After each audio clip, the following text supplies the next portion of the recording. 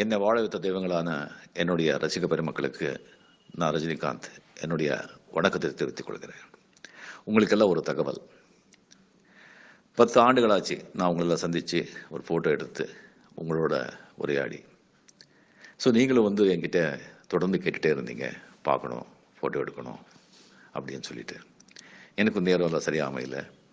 சரி, இப்போ ஒரு நேரம் கிடைச்சதுனால உங்களெல்லாம் பார்க்குறதுக்கு 12ஆம் தேதியிலிருந்து 16ஆம் தேதி வரைக்கும் ராகவன மண்டபத்தில் பிளான் பண்ணியிருந்தோம்.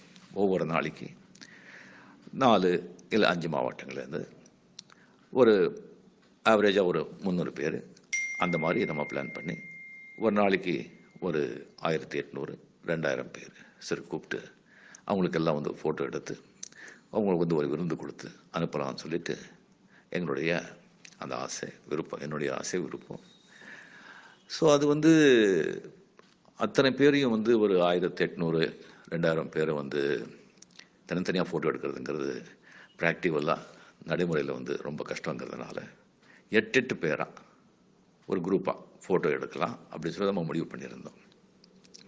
அது எல்லா ரசிகர்களுக்கும் அது கொஞ்சம் ஒரு டிசப்பாயின்மெண்ட்டாக இருக்குது. ஏன்னா ஒரு குரூப் ஃபோட்டோ எடுத்தால் அது எப்படி நம்ம வீட்டில் மாட்டிக்கிறது, தனித்தனியாக நம்ம ஃபோட்டோ எடுக்கணும் அப்படின்னு சொல்லிட்டு ஒருத்தர் விடாமல் எல்லாருமே ஒரு கோரிக்கை வச்சாங்க.